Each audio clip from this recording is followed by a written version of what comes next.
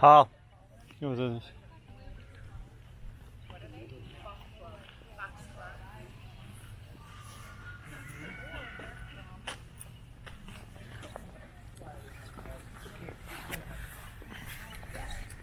There's a garden and a little bridge down here.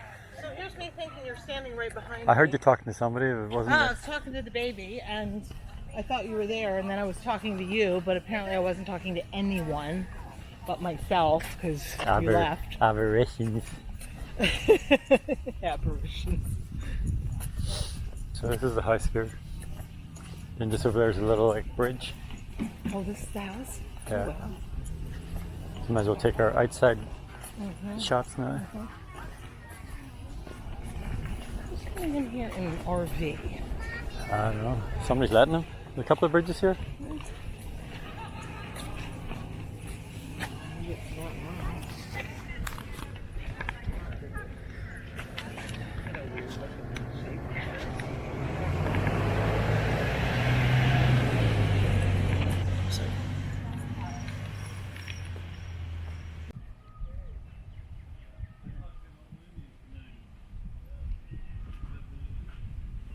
Trees are just part of the roots.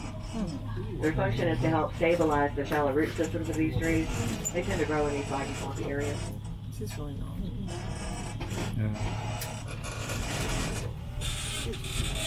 Okay, there's another tree. See a couple more gators I out saw in the snake in the tree. tree. I saw snake back on that tree. There's a black snake. Now we're coming alongside the back of the Audubon Swamp Garden up here.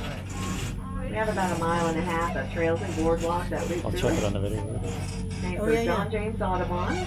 Probably heard of him. Remember, Very it's just famous this really American naturalist and artist. He was You say friends that with the it's- Drayton family here, and he spent some time here working and vacationing. That's why they named the Swamp Mountains. And as we roll through this next little section, if you look at the water on the other side,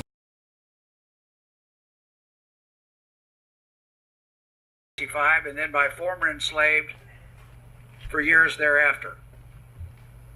After the Civil War, if you're working here, you're a wage employee.